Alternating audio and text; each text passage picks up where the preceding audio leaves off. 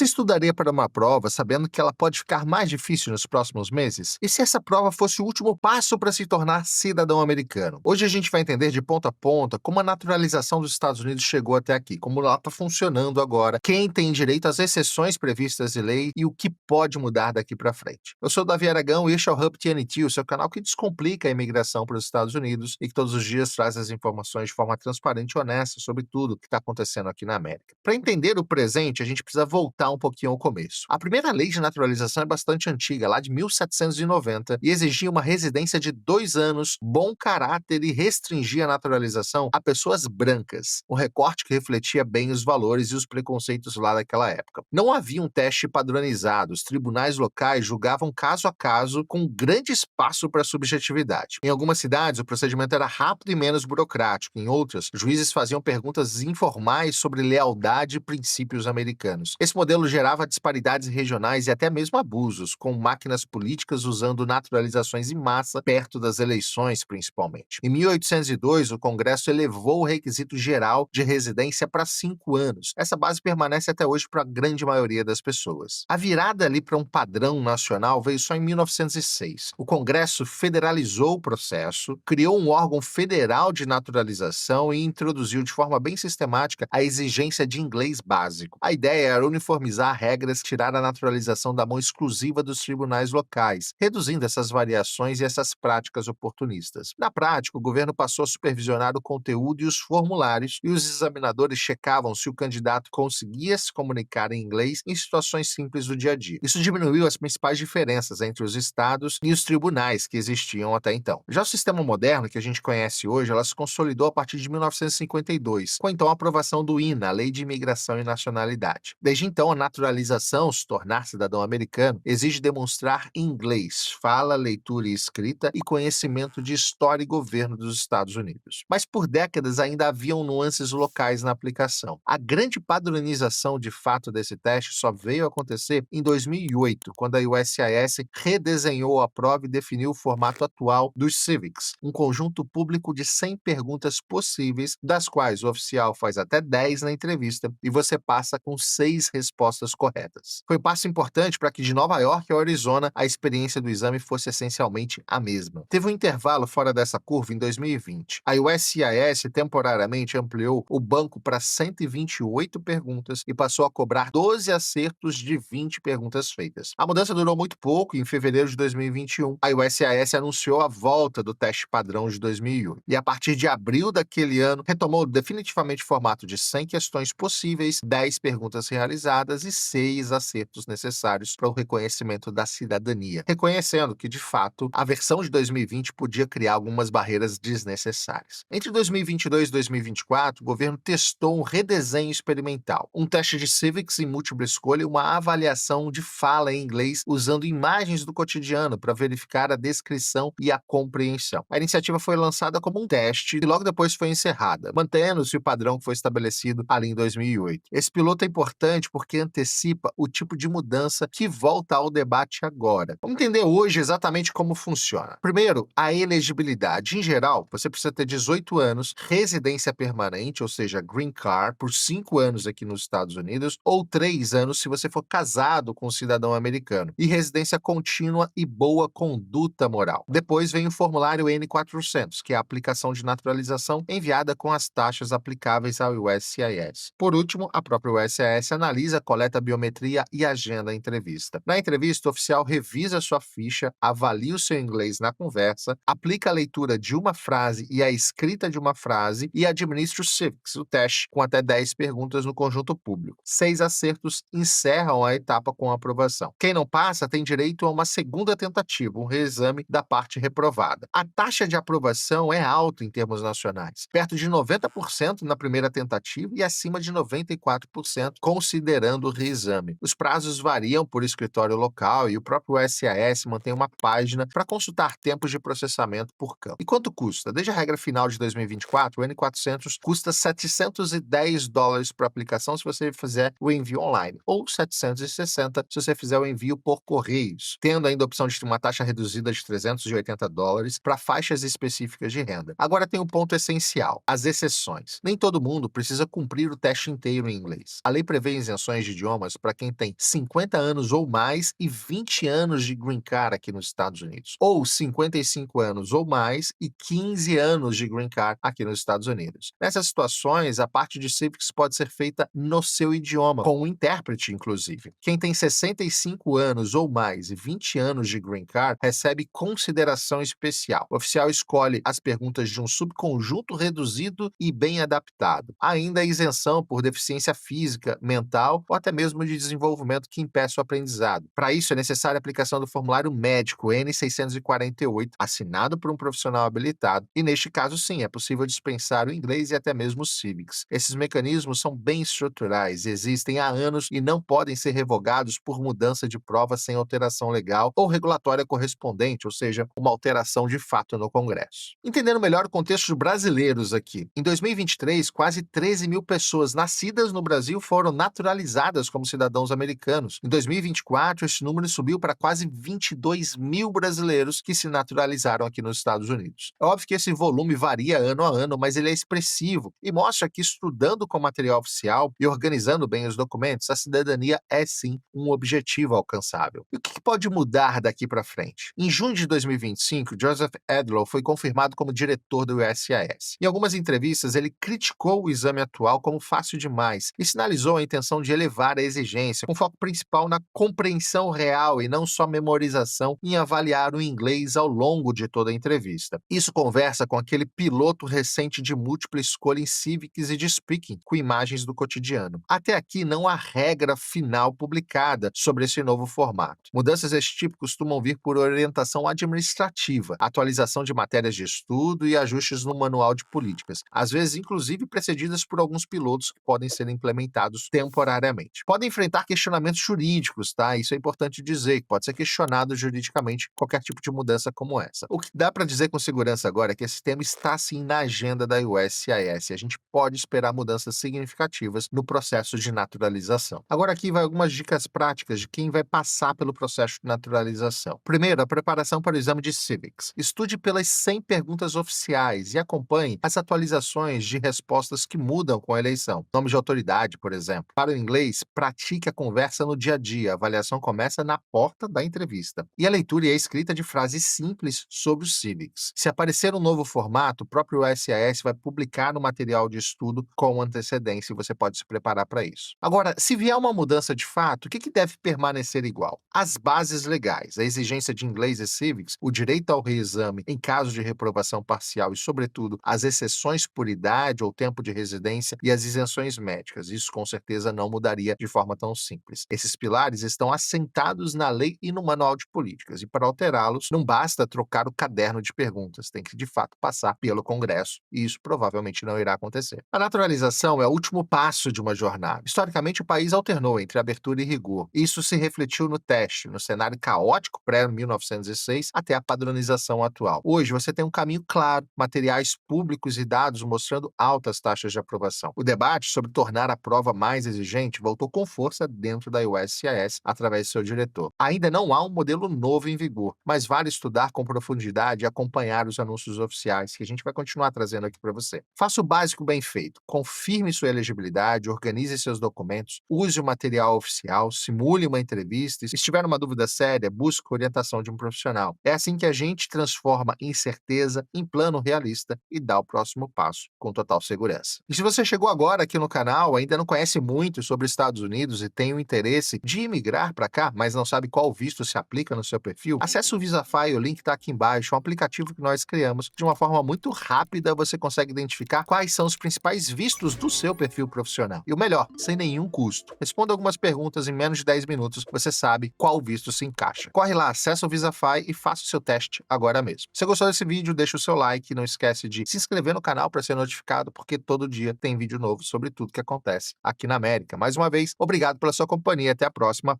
Tchau!